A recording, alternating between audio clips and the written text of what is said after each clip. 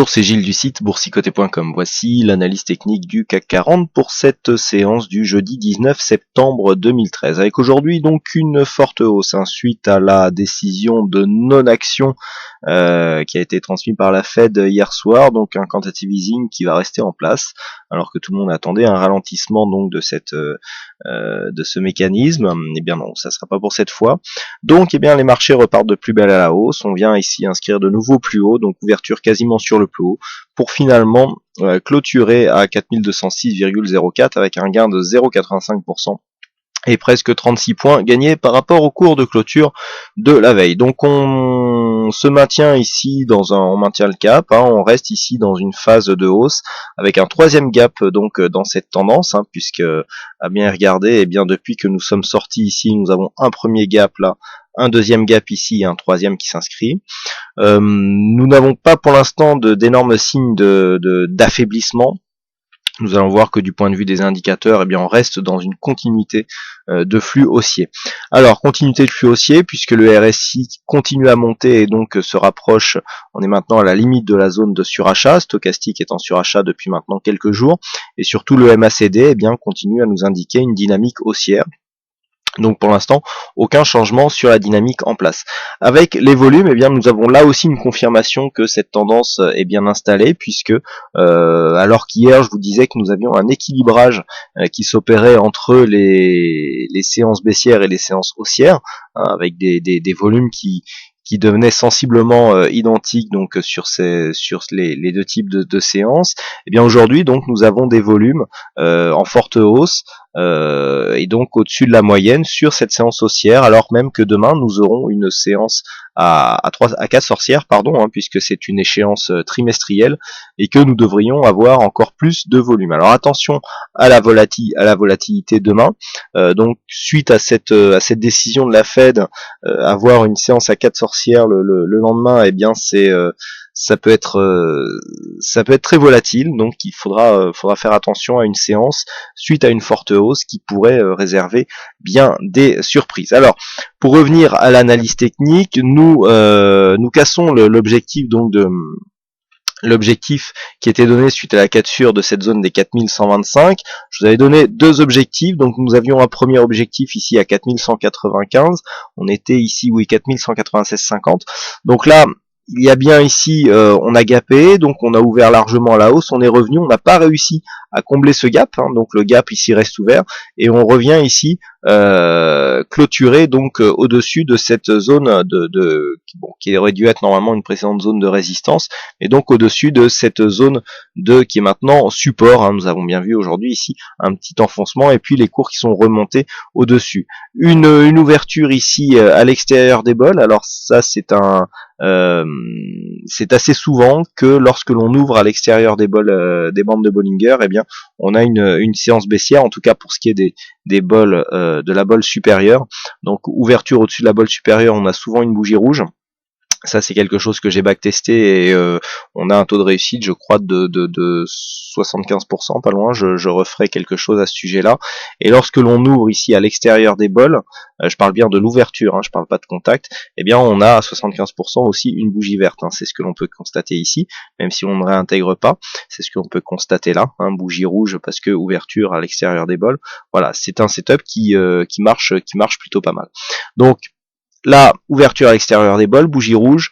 On entretient toutefois la tendance avec ici cette dynamique assez forte, avec cette moyenne mobile ici très courte qui fait vraiment office de zone de support. Donc si cette moyenne mobile là aussi donne de bons résultats, je vous en parlerai ultérieurement. Mais on est vraiment dans une phase de continuité. Nous n'avons pas pour l'instant de signal d'essoufflement de cette dynamique, et donc on continue donc à la hausse. Donc sur cette phase de hausse, nous avons un autre objectif qui se situe à 4244.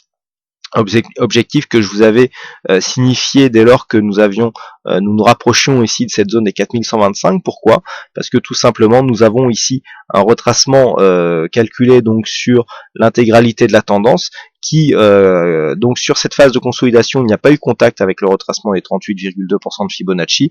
On est venu en cassure ici, donc dans ce cas-là, on prend les Fibonacci sur la phase de consolidation et on mesure donc l'extension qui se trouve donc ici à 4244. Je veux bien sûr parler de l'extension à 161,8% de Fibonacci. Décidément, je n'y arriverai pas.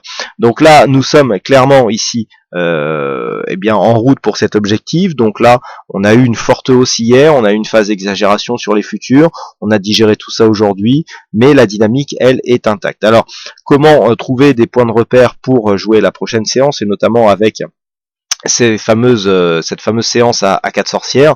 Donc là, nous avons ici, alors cette zone de support, même si elle n'est pas clairement définie, puisqu'il y a eu quand même une belle attaque de cette zone hier. On a ici une zone intéressante qu'il faudra surveiller, c'est cette zone des 4196. Pourquoi? Nous avons vu que donc cette zone horizontale avait constitué une bonne zone de support aujourd'hui, et qui plus est, nous avons ici ce support, même s'il est mal défini, qui nous donne ici une projection dans cette zone. Donc, tant que l'on reste ici au-dessus des 4196, il y a une possibilité de venir rejoindre ici cet objectif à 4244. Je rappelle que demain, donc, il risque d'y avoir de la volatilité, et même si on ne reste pas dans un flux haussier, sur un mouvement, je dirais, plus volatile que les autres, il est largement possible que l'on atteigne ici cette zone d'objectif sur la prochaine séance. Donc sous 4196, eh bien on viendra commencer à chercher ici un comblement. Donc nous avons un objectif de comblement à 4170 points. Et donc sur ces 4170 points, comme je le dis souvent, il faudra bien entendu observer le comportement des cours suite au comblement. Donc suite au comblement, si on continue et que l'on attaque le second gap, on aura tendance à commencer à invalider la dynamique qui a été impulsée donc par ce trou de cotation. Par contre, si on revient ici s'appuyer sur 4070 et qu'on retrouve une dynamique qui nous fait casser les récents plus haut, eh bien nous aurons la validité d'un gap de continuité. Alors nous avons ici 3 gaps de continuité ici. Alors celui-là est vraiment clair, puisque suite au gap on relaye tout de suite avec une forte phase de hausse. Ici il est moins clair, certains pensaient ici à un gap d'épuisement. Il n'y a pas réellement de signe d'épuisement suite au gap. On digère ici et puis finalement la dynamique a repris et on ouvre encore sur un autre gap. Donc là pour l'instant on n'a que des gaps de continuité. Attention toutefois là à ne pas multiplier les bougies rouges, car là effectivement on pourrait avoir des signaux un peu plus négatifs. Donc voilà ce que l'on peut dire sur cette analyse technique. Aujourd'hui encore, il y avait un jeu du fixing et c'est Pipon donc qui gagne sur cette session. Donc bravo à toi Pipon. Et puis quant à moi, il ne me reste plus qu'à vous souhaiter à toutes et à tous une bonne soirée, bonne chance dans vos prochains trades. Et donc je rappelle que demain je serai présent au salon de l'analyse technique et que j'aurai l'honneur de vous présenter deux conférences, puisque a priori Jérôme Revillier étant absent, on m'a demandé de le remplacer. J'ai donc préparé un deuxième sujet, donc suite à la première conférence donc sur les stratégies long short, eh bien j'aurai l'honneur de vous présenter une seconde conférence dont le thème sera centré autour de la gestion de portefeuille, comment optimiser son intervention pour avoir les meilleures performances possibles. Voilà donc pour tout ça. Écoutez, il ne me reste plus qu'à vous souhaiter à toutes et à tous une bonne soirée, bonne chance dans le prochain trade et on se retrouve donc dès demain pour d'autres analyses techniques en vidéo. Bonsoir à tous.